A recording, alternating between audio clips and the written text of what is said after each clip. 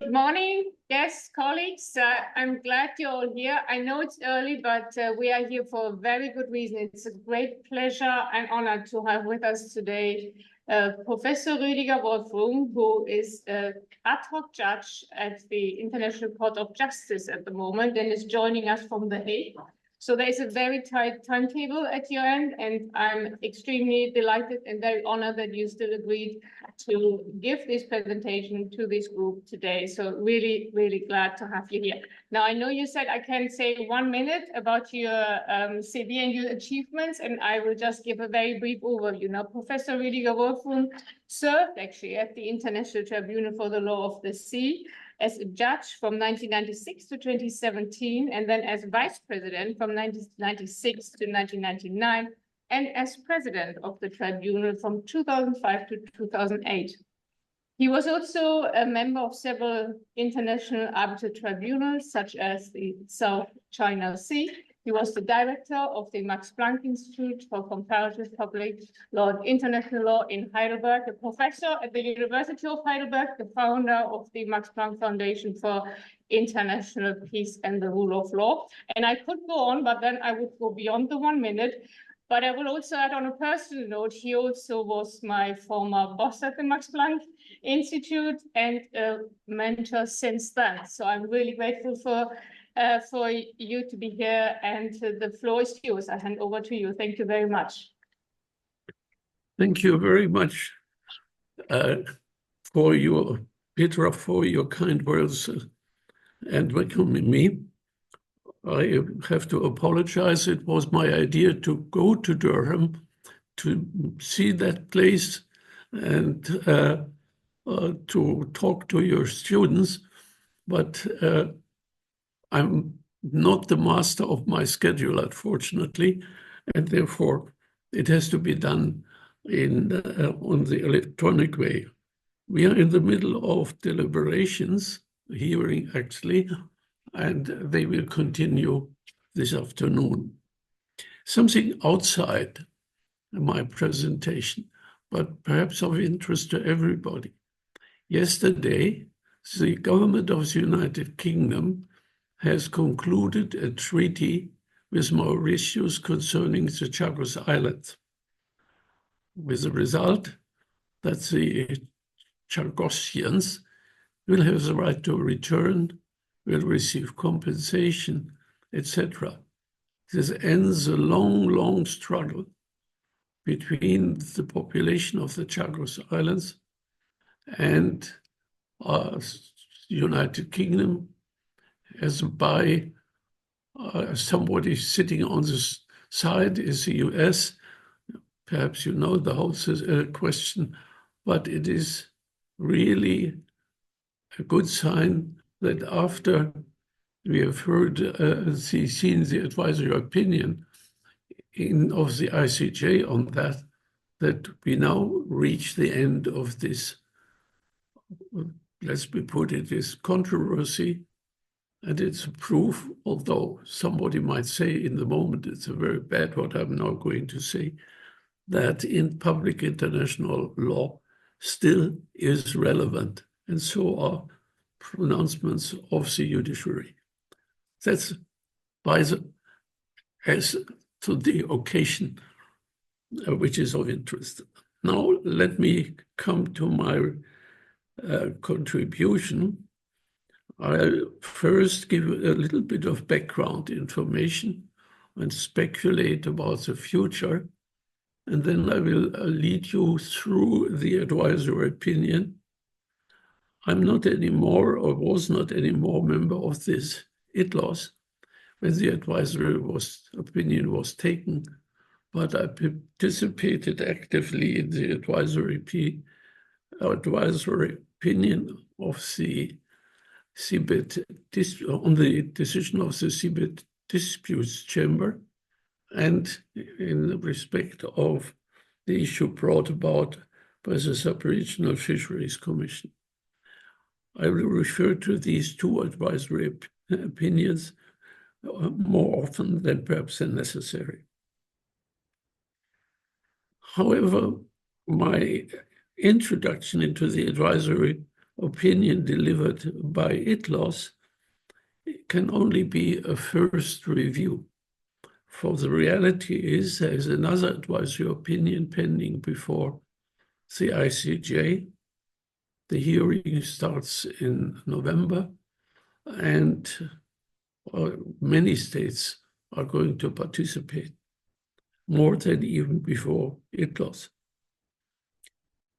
And we will only learn after this advisory opinion about the relevance of advisory opinions in respect of the settlement of disputes. I know what I've said. Advisory opinions are not for the settlement of disputes. We always say that. But indirectly, they may be. And at my end remarks, you will do some speculation about the relevance of advisory opinions in national law or in international law or in both. Whether it is very wise that we have actually three advisory opinions, another one before a human rights court, is an open question. At least the ICJ is in a difficult situation. The ICJ must ponder whether to deliver the advisory opinion, which the ICJ will definitely do, since there is one advisory opinion before him and another one after him. Is it necessary to have in the real sequence a second one and thereafter a third one? One can very much raise this question, and I believe it would be better you discussed it. It would be a shame if advisory opinions become, so to speak, the common currency in dispute settlement. We should not abuse this instrument.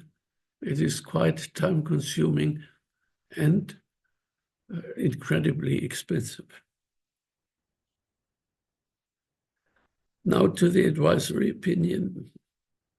The advisory opinion of ITLOS has a couple of remarkable facets. One is that the advisory opinion paid close attention to the science concerning climate change and its relationship with the oceans. That is a remarkable issue. In the past, we had to witness that the dialogue between scientists and lawyers was not, let me try to be diplomatic, doing well. Scientists declare something until they find that circumstances or new data show that the result proposed is right. Therefore, scientists don't believe that they say the final word. Lawyers always believe they have the final word. And you see the disaster, turning to the law of the sea convention, to Article 76, for example. Namely, the wording of this article defining the continental shelf is more or less based upon scientific advice at the year 1980. We today know that the scientific understanding of the continental shelf of 1980 is by now not considered anymore correct. Apart from that, try to read that article, and you will find it doesn't make sense anyway, or is incomprehensible. And if you look into the relevant judgments, nobody really tries to explain what is being said in the law of the Sea Convention in this respect. The advisory opinion of ITLOS devoted a whole chapter, Roman 2a, on scientific aspects. it made intensive use of the reports of the Intergovernmental Panel on Climate Change, while emphasizing that most participants in the proceedings recognize these reports as, I quote, as authoritative assessment of the scientific knowledge on climate change. End of the quote. In addressing the most relevant reports, the tribunal not only summarizes their content, but also explained methodologically, such as their use of varying confidence levels, how they are reviewed, and subsequently endorsed by IPCC member countries. Taking into account, I quote, the best available science, and of the quote, should be part of a legal analysis of the norms of UNCLOS, in particular part 12. This sounds so easy. This sounds so simple and common, but better you do it when we do the interpretation. Then you will see it's not that easy.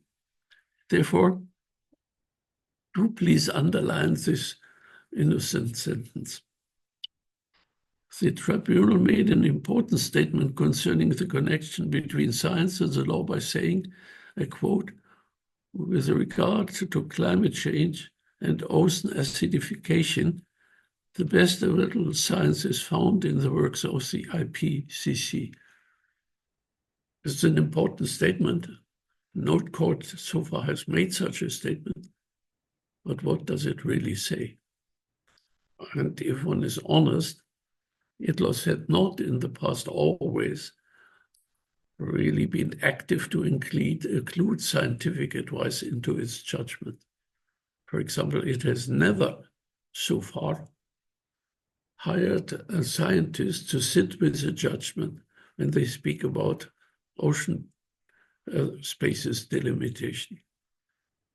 The experts we heard are experts for the registrar, not for the tribunal.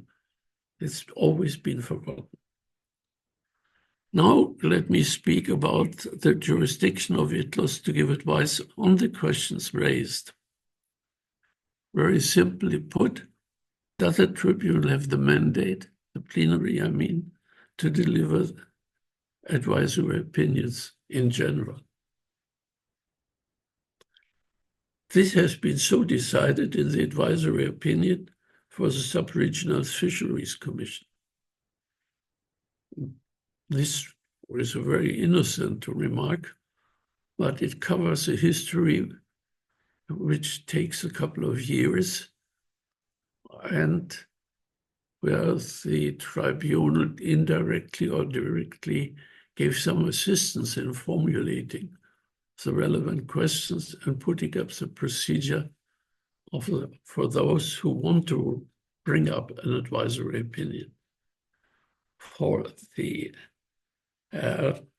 legal side, it's a little bit complicated. According to the statute and according to the convention, statute of ITLOS, the plenary has no jurisdiction on advisory opinions. At least none is mentioned. However, in the rules of procedure 138, there is a reference to advisory opinion. Now, please don't make the mistake to take 138 of the rules as a basis for the jurisdiction of the tribunal. The rules of the tribunal have been developed by the tribunal, and you cannot add to your competence by deciding it yourself. Unfortunately, this has not been totally understood. The basis of the jurisdiction of ITLOS is on Article 21 of the statute.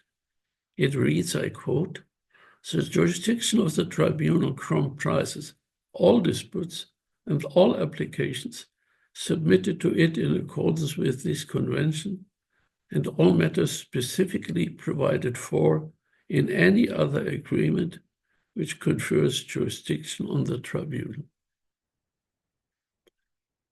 Now you would wonder, where is a reference to advisory opinions? You will read it and you will see none. The words disputes and applications refer to contentious cases. The words other matters indicate there must be something else. For other matter, as far as a court is concerned, can only be an advisory opinion. However, Article 21 is in itself not the basis of the jurisdiction of the tribunal. If you read it carefully, you should put the emphasis on any other agreement.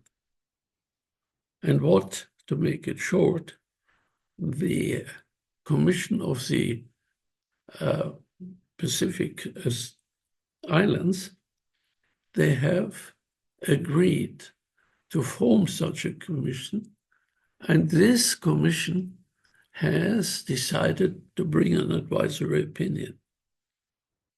The question raised were agreed upon in the commission's meeting of 20 August 2022. The questions read as follows. What are the specific obligations of state parties to the United Nations Convention on the Law of the Sea, including Part 12? A, to represent, reduce, and control pollution of the marine environment in relation to the deleterious effects that result or are likely to result from climate change, including through ocean warming and sea level rise and ocean acidification, which are caused by anthropogenic greenhouse gas emissions into the atmosphere. B, to protect and preserve the marine environment in relation to climate change impacts, including ocean warming and sea level rise and ocean acidification. I must confess, when I saw the questions first, I had the feeling these two questions were not drafted by an expert. For the first question, A, is overcomplicated and focuses on pollution. And the second question, though, is dealing with protection of the marine environment as a matter of precaution. That is rather clear. Let me go through this step by step. Although not requested by Article 21 of the statute, the tribunal has some discretion as to whether it takes to take up a request for an advisory opinion or not. The tribunal raised this issue and indicated that it will respond to the request, although the tribunal could have grounds not to accept such a request. The tribunal could have argued that the ICJ was faced with such a request, a different one, but to some extent in a bigger concept, and that the majority of issues which are an issue here are already taken up in the Paris Convention. It was dealt at length with this issue, paragraphs 110 to 122, and made an interesting statement concerning the function of an advisory opinion. It held that the tribunal, quotation marks, is called upon to clarify and provide guidance concerning specific obligations of state parties to the convention by interpreting and applying the provisions of the convention, in particular the provisions of Part 12, that's on the environment, and other relevant rules of international law. To say that at the beginning, these other rules are dragged in to the Law of the Sea Convention by a particular clause. This particular clause does not create jurisdiction, but if the tribunal has jurisdiction, it can refer back to these agreements. This is a statement I make on purpose, for it's not always properly reflected, in particular not by the Law of the Sea Tribunal. In doing so, the tribunal does not, that's a quote, take a position on issues beyond the scope of its judicial functions. However, the situation is quite different from one dealt with by the advisory opinion for the Sub-Regional Fisheries Commission, to which the tribunal referred to in this context. Whereas it is clear in respect of the latter that this commission needed to fully exercise its functions, an interpretation of the rules on fisheries in the convention, as well as the straddling fish stocks agreement, such connection is not equally as evident for the functions of the Commission of Small Island States. In particular, since not all small island states in the Pacific have adhered to this commission. To put it the other way around, on whose behalf does this commission act? Or on whose behalf are the members of this commission to act? Here, you get no answer from the Law of the Sea Tribunal. It would have been preferable if the tribunal had made a reference to Article 48 of the ILC Rules on State Responsibility, and this would have improved the reasoning. I don't know whether the tribunal had that particular provision in mind. To sum up so far, the tribunal has reinforced and thus consolidated its jurisprudence concerning advisory opinions. That's at least positive for the tribunal, for it's not overworked.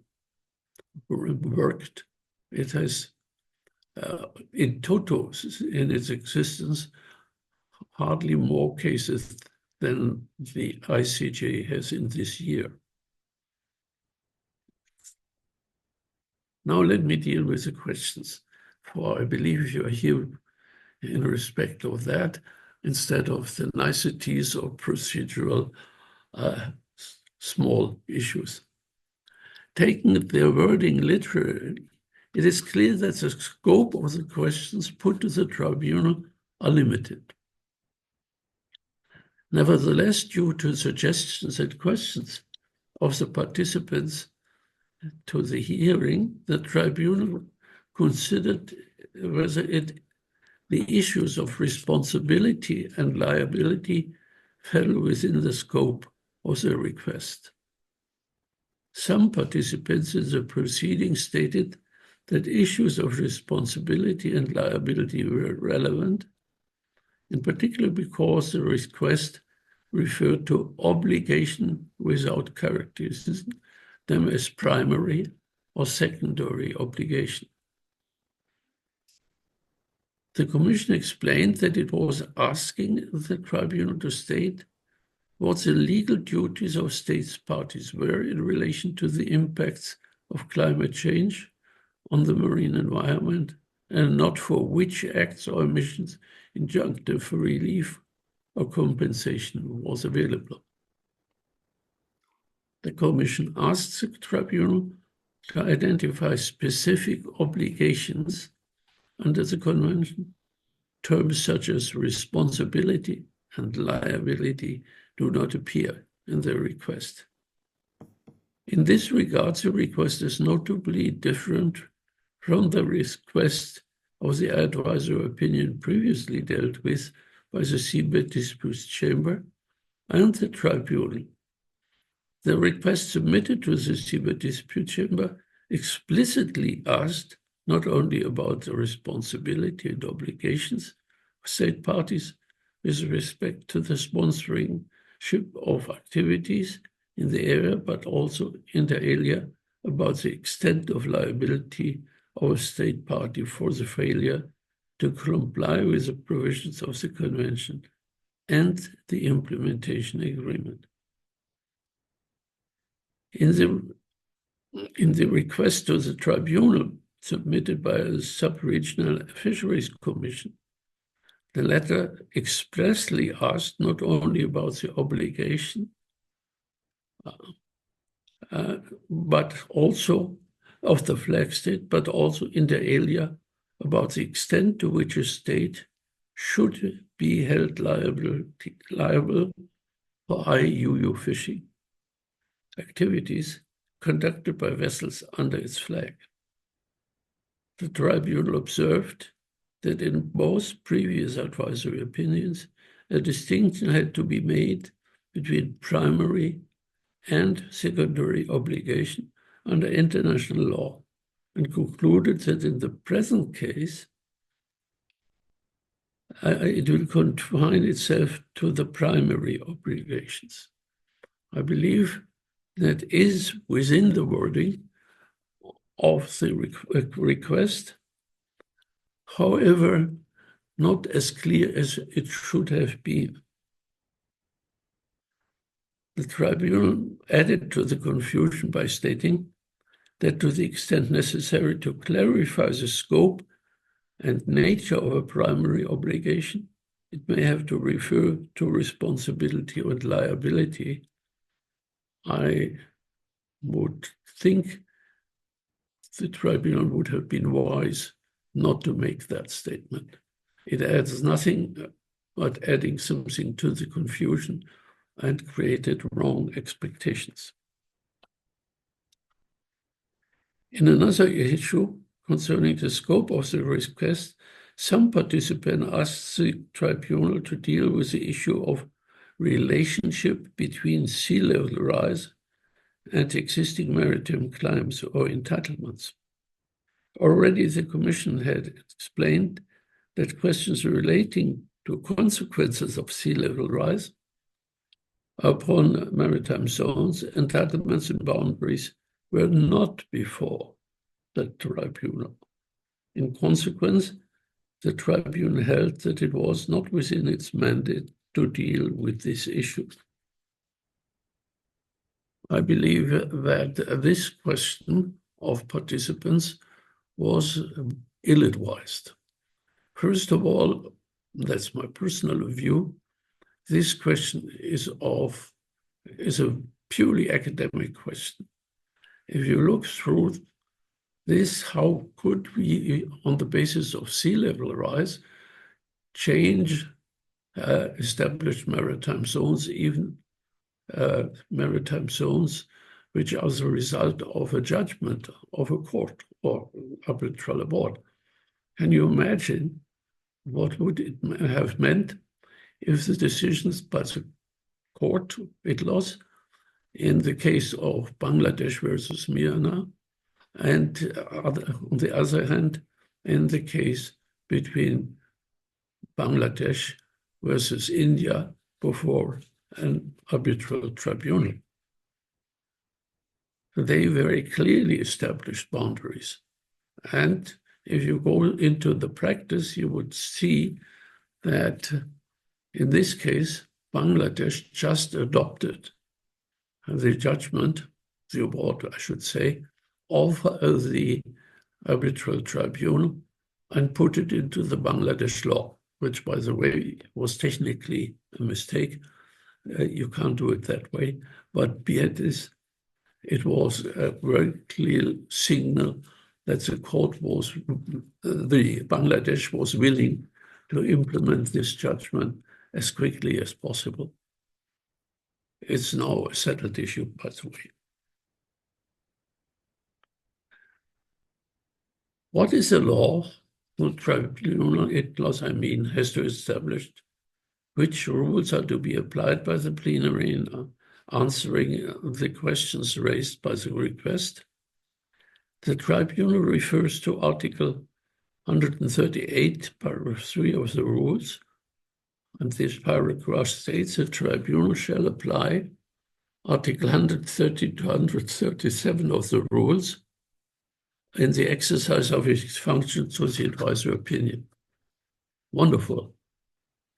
For these rules are designed for the deep seabed, and therefore the advisory opinion of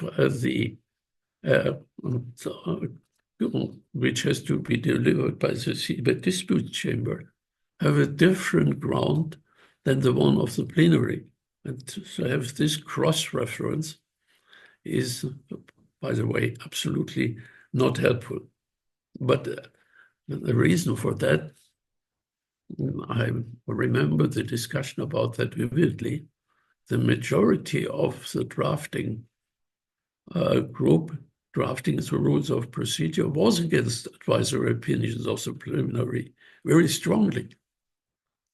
Only a minority insisted to have the door half opened in this respect.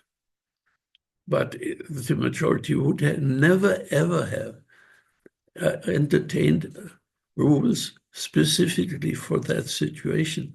And therefore, it was felt to be wise just to refer to the other rules. Well meant, not very helpful, but it is as it is. The words mutatis mutandis makes it clear that these rules have to apply to advisory opinions in the plenary as adjusted, but to what extent adjusted is left open. Further, the tribunal refers to Article 293, paragraph 1, which provides that the court or tribunal, since we have others also, could refer to other norms of international law which are not incompatible with the convention. A double negative is always shows the lack of qualification of the drafter, but they didn't dare to formulate it in the positive way.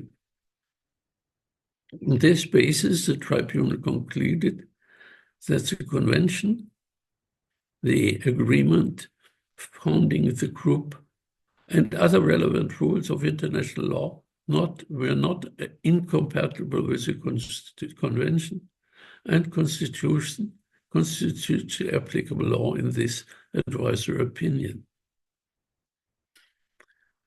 This is technically okay.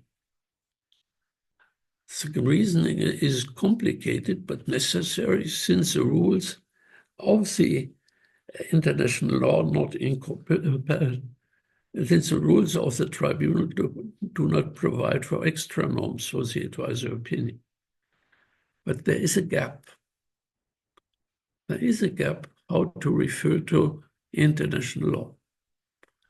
It's not been said so by the tribunal, frankly speaking, but the tribunal, it closed this gap by referring to the rules of the Vienna Convention on the Law of Treaties, Article 31, referring to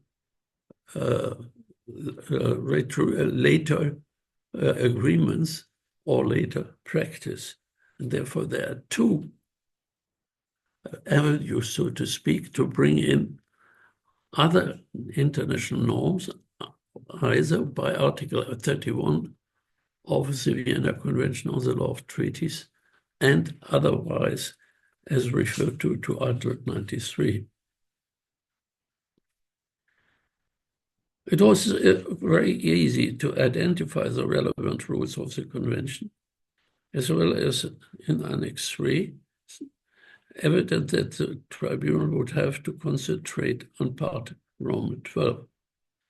Apart from that, its narrative part, the narrative part of the advisory opinion has listed international instruments on climate change as those international law which might or should be taken into account. Actually, this is a daring step from the side of ITLOS, and clearly, dogmatically, quite problematic.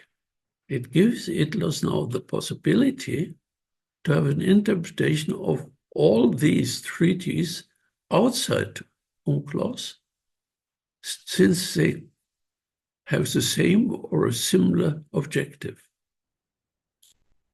You must think about that.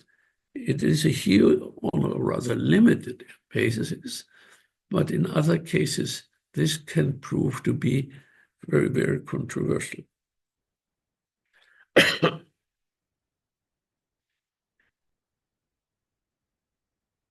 The tribunal has listed international instruments on climate change briefly by describing their objective and the mechanisms used, if any, for their implementation. This is in paragraphs 123 to 127. To establish the bridge between UNCLOS and what has been referred to as extra rules, para 130, is established by three mechanisms which I already addressed. I should also give you the articles of the Vienna Convention, namely Article 31.3c, which I didn't mention. The problem of the approach chosen by the tribunal lies in the not uniform nature of international treaties. The tribunal used for the interpretation of the rules of Part 12 and to a certain extent of Part 11. The tribunal addressed the United Nations Framework Convention on Climate Change, the Kyoto Protocol, the Montreal Protocol, to name some. Whereas the Kyoto Protocol and the Montreal Protocol establish legally binding norms, the Kyoto Protocol and the Montreal Protocol qualified as following a top-down approach. The Paris Convention, on the other hand, can only be qualified as following a bottom-up approach. Therefore, they have two different objectives.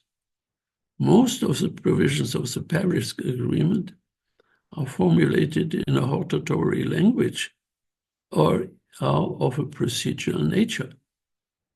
The Paris Agreement defines a target to be reached, but it does not promulgate concrete legislative or administrative actions to be undertaken by states parties. That is being left to the states parties, and only after they have made them concrete and announced, only then they are binding.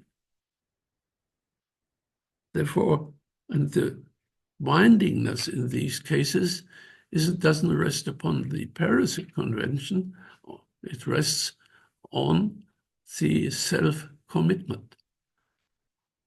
In this respect, the Paris Agreement is a different animal amongst the international treaties. It is definitely very successful. Don't forget that all other attempts so far concerning climate change did not work. Now let me come to questions A and B. The first question, question A, concerns the specific obligations of states parties in the Convention to prevent, reduce, and control marine pollution with a view to reduce the deleterious effects which result or are likely to result from climate change, ocean acidification, and which are caused by anthropogenic greenhouse gas emissions, in short, GHG. The tribunal had first established whether such emissions fall under the definition of pollution. The tribunal spent quite a lot on that particular question. Whether these are the best parts of the tribunal's advisory opinion or not, I leave to you. At the end, it was said that these gases are emissions. They meet the definition of pollution of marine environment under Article 1, Paragraph 1 of the Convention. I leave it to you whether you find that convincing. At the beginning, I did not. Meanwhile, I believe it is a sustainable reasoning. In this respect, the tribunal referred to the opinion of the participants. This is a very striking way of doing things. How do you integrate the view of participants in the modes of interpretation? Is it later practice? Is it a later treaty? Very frequently it's been said, in the view of the petitioner, it is such and such. To be very critical, I would rather say, here the tribunal has misunderstood the advisory opinion. In contentious cases, you refer to the applicant or the respondent, for it's a bipolar system.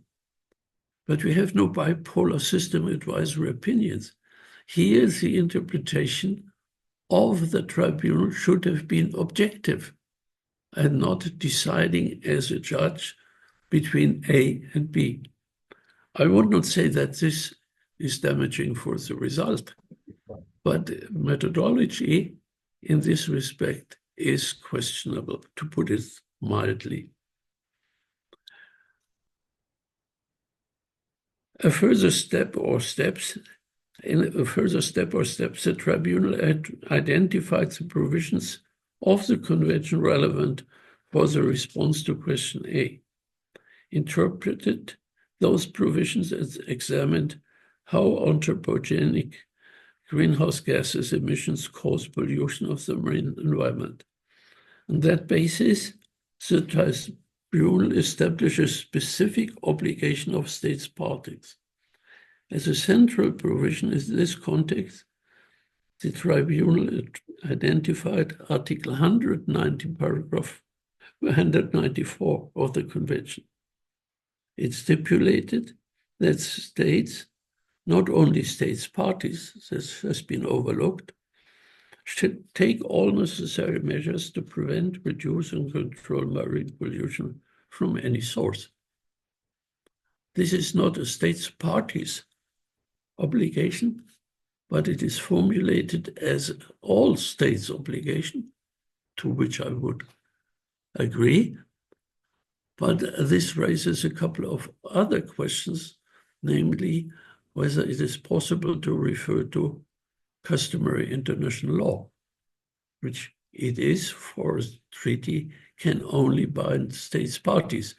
Therefore, Article 194 is a little bit dogmatically problematic. Rüdiger? Yes. I'm very sorry that I'm doing this.